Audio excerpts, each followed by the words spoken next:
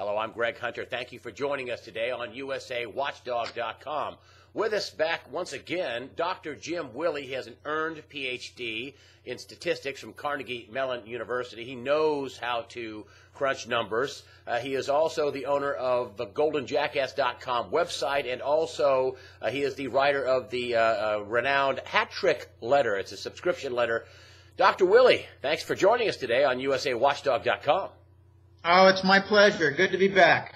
Well, you know, last week, let's start with the stock market hitting all-time highs again, and the jobs report, 236,000 jobs. Everybody's, oh wow, the happy days are here again. How do you see it statistically?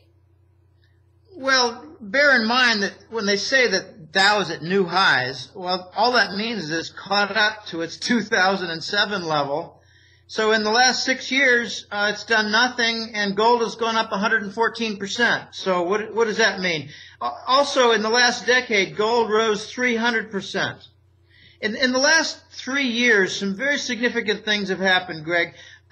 There's been exposure of the flash trading and the algorithms by Wall Street that account for 80% of New York Stock Exchange volume. Now the exposure is coming to the government support through the Fed and all of its $80 billion a month or $85 billion a month. Some of that is getting funneled through J.P. Morgan and finding its way to the stock market. So it's not very impressive. Well, you wrote your most recent article, which is the main reason for this call, and it's you started out on basically the propaganda machine that's out there that doesn't really get totally exposed. And your article is aptly titled "Raging Gold Bull Disputed Propaganda." And you just disputed that one of your points was other assets are performing better, i.e. the stock market. You just went over that. Also, the data from the jobs report that everybody's so happy about. When you do a deeper dive, don't you see something a little ominous about part-time work from people? Yeah, here's some of the figures from the household survey, which rarely jibes with the non-farm. Non-farm is much more subject to government interference. The full-time jobs in February dropped by 77,000. The part-time jobs rose by 102,000. My guess is that the full-time jobs have fallen by 77,000 as evidenced by the household survey, which does not match the non-farm. The non-farm is much more subject to government interference. So you've got a drop in full-time jobs and a rise of part-time jobs by 102,000. My guess is that some of the part-time jobs have been double counted in the job production. Also, the participation rate has gone down. It didn't go down much, but it went down. It's at 63.6%. Here's just some simple math that I like to do comparing to, say, 2008. The participation rate was higher at 66.0.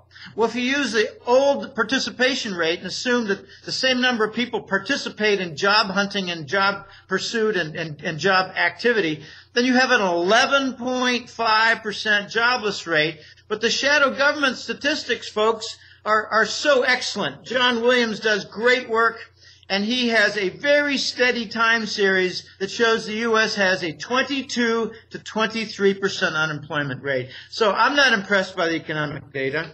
I know a little something about that. That's if you use Bureau of Labor Statistics, the way they did it in 1994, the Bureau of Labor Statistics, the way they computed it back then, you would get a 23 to 22% unemployment rate. Absolutely. That's just using the old way the government did it. But now they do things to make things look better than what they really are. So you want to... So there's also this claim, Greg, that price inflation is tame. Gasoline's up 50 cents in 2 months.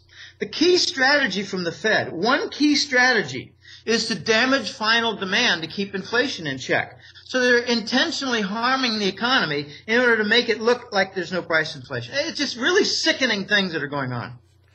Let's talk about some of the good things going on with gold. I actually had somebody write me and say, 30 months ago you told me that I should buy precious metals, and I spent $60,000, and my investment is now down, 25%. It's only worth $45,000.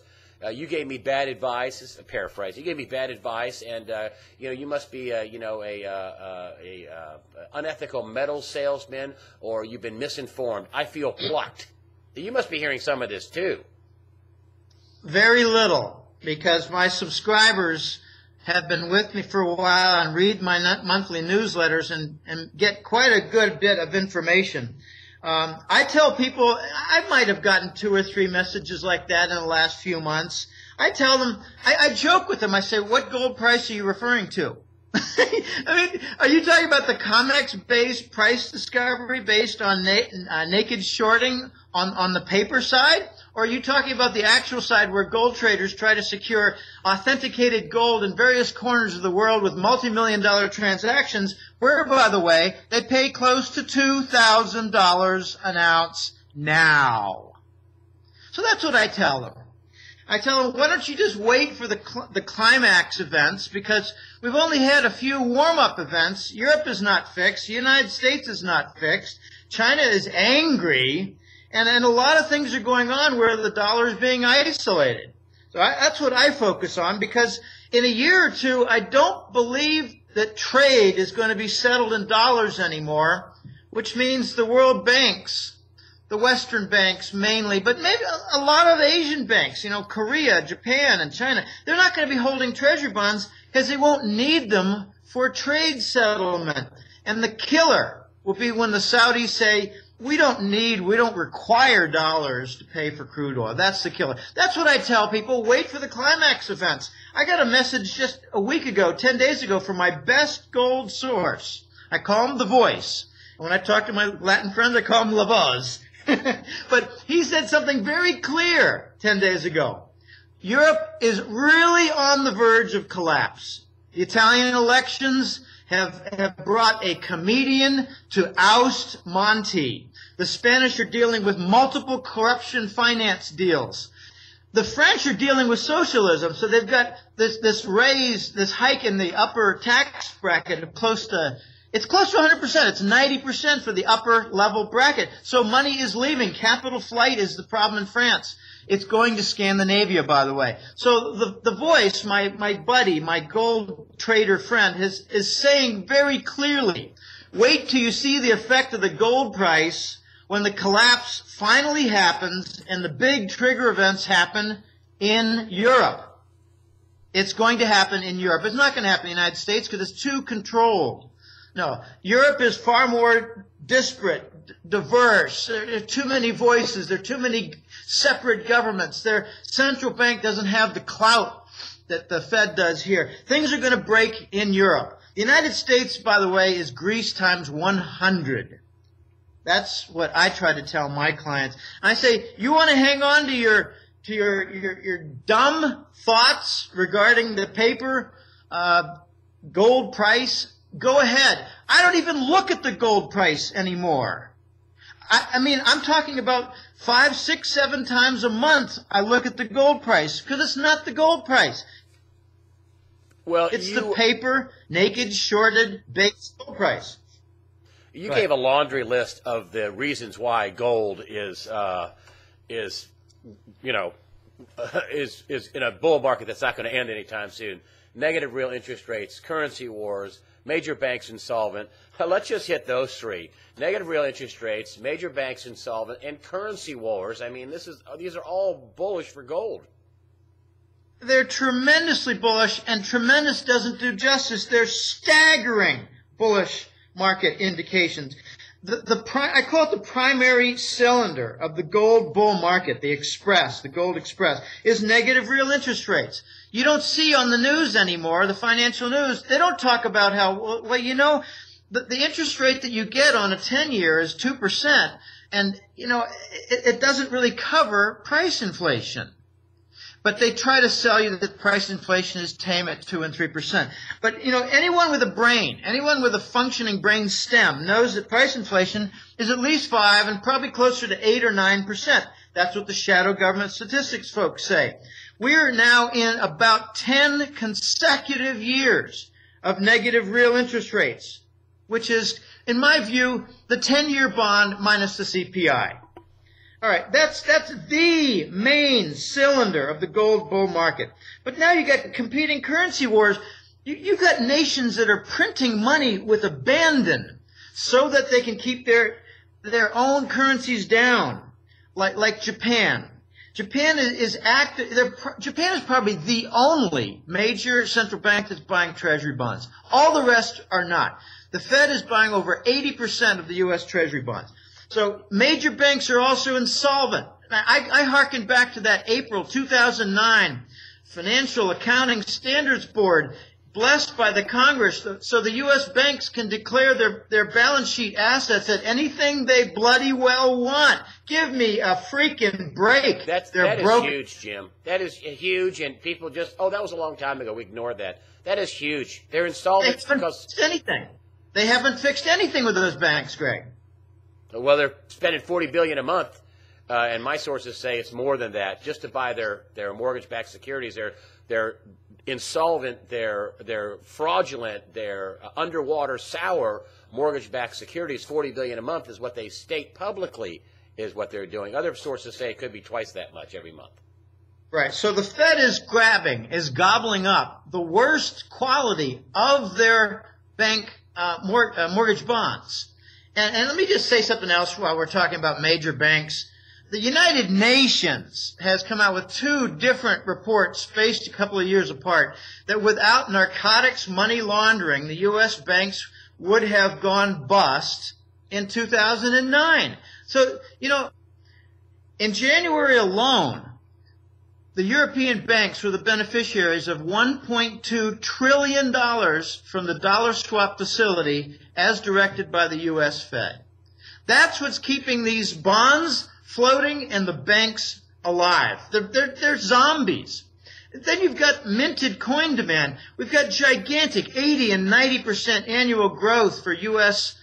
Minted coins. The Royal Canadian Mint, they're busy as heck too. The U.S. Mint, by the way, is charging a greater and greater premium for their silver eagles each month, which indicates that the silver price is not what's stated on the news. And then you've got Austrian Philharmonics and the Australian coins and the Chinese panda. The growth rates are astounding for the mint demand. And then you've got investment demand from China going through Hong Kong. Just unbelievable figures, a 94% annual growth through the Hong Kong window in 2012 versus 2011. Not only that, but December versus November in Hong Kong, a 12.6%. That's not annualized. That's single month. So it's 150% annualized. Just staggering. Russia and China are accumulating gold unbelievably, buying 100% of their national mining output.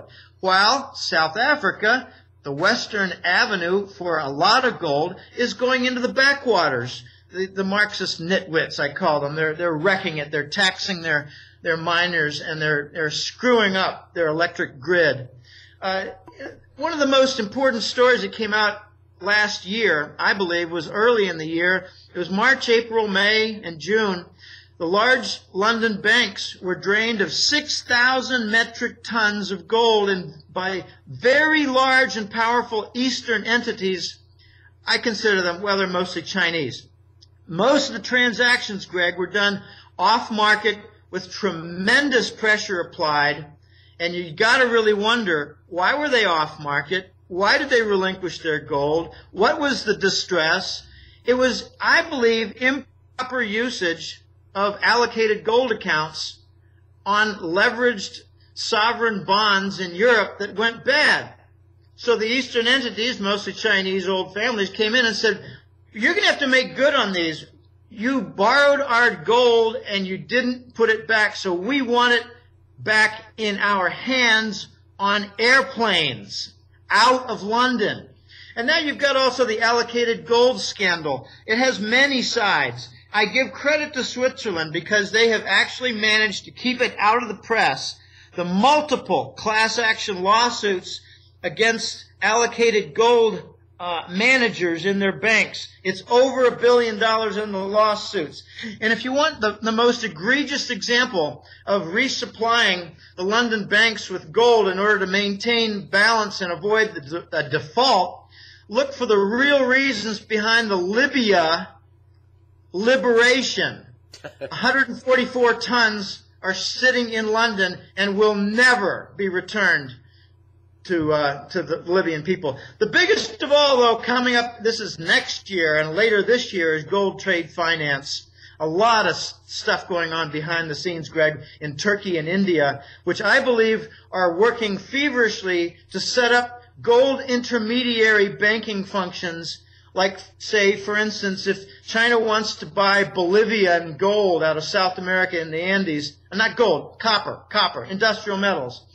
China wants Bolivian industrial metals. They can buy some gold from Turkey to pay Bolivia and not dollars. It's 1971 all over again. All international debts in 71, before they closed the gold window, were settled in gold. I mean, France would say, hey, U.S., pallet out our gold here. And that's why Nixon stopped the gold window. Germany actually led the parade.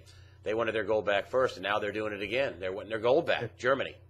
It's going to be climax events to expose the allocated gold scandal and improper usage.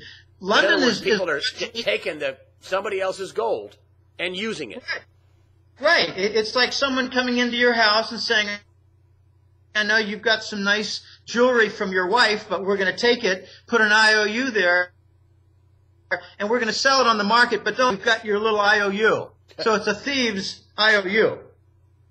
And what happens when COMEX comes out one day and says, we can't deliver your contract. We can't give you physical delivery of your gold or silver. Same thing with LBMA, the London Bullion Market Association. What happens when they say, we're out? Well, we were actually at that point in December of 2011. We were at that point, and what their response was to steal 144,000 different accounts at MF Global. So now the question is, do they have another MF Global to steal from? Well, last fall it was PFG Best, Peregrine Financial.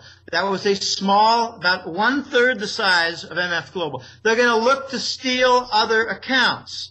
When they run out of accounts to steal, they're probably not going to offer the contract anymore. There's some amazing things going on with the gold pricing right now. There's backwardation, which means that the forward price is cheaper than the current price, which means you can sell forward, you can sell a June contract and buy it today. Oh, do I have that backwards? Gosh, I get it backwards a little bit. You can take advantage of the differential in the forward price, but now something very weird is going on with backwardation.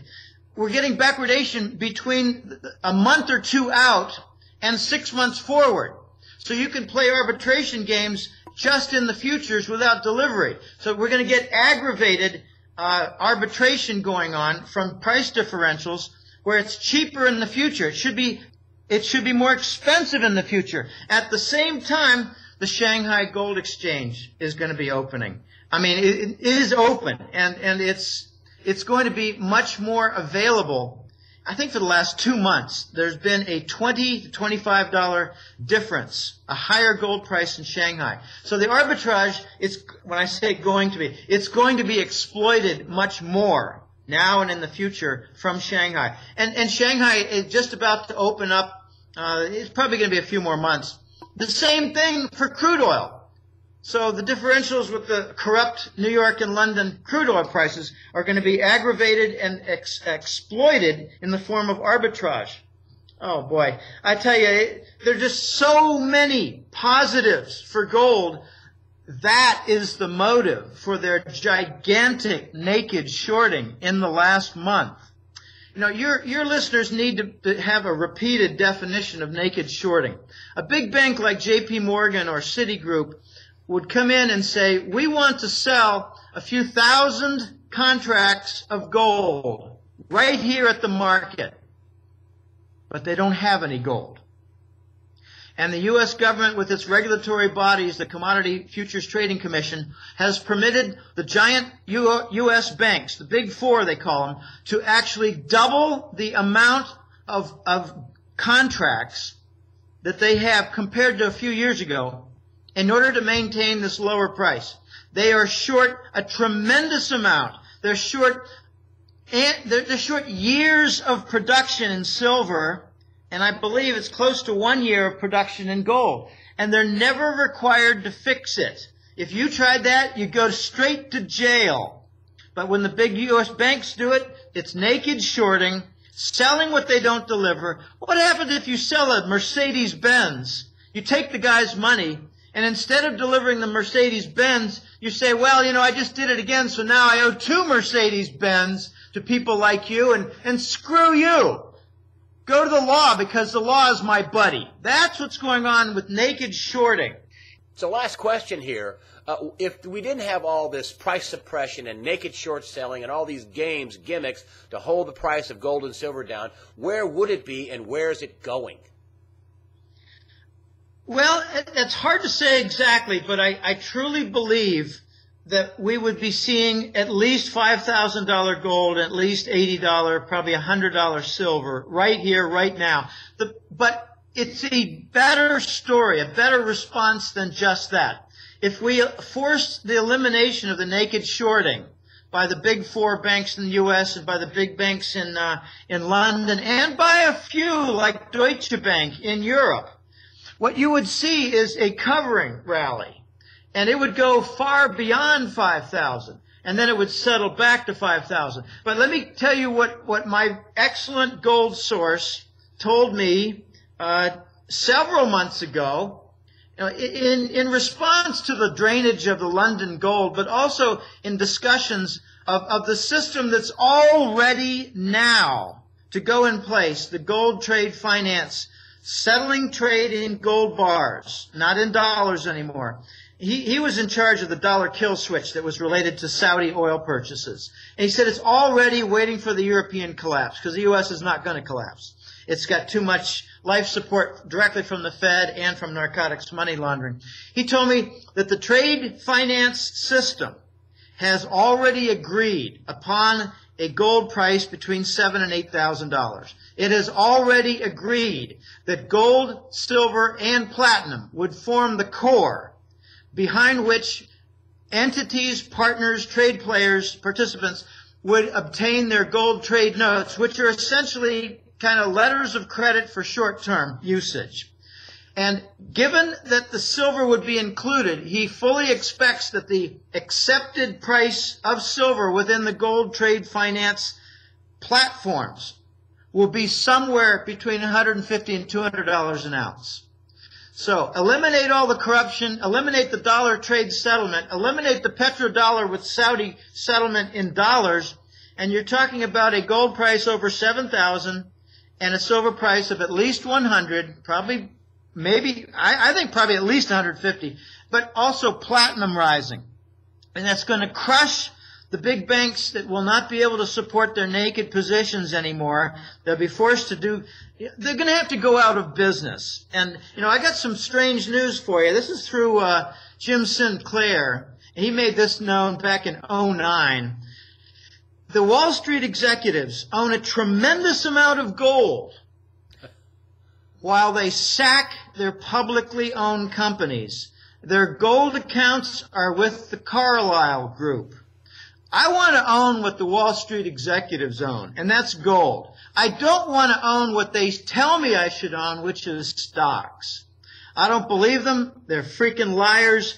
And by the way, we are stuck at 0%, Greg. We are stuck forever or until the U.S. government has a debt default. We are stuck at 0. They're never going to leave 0.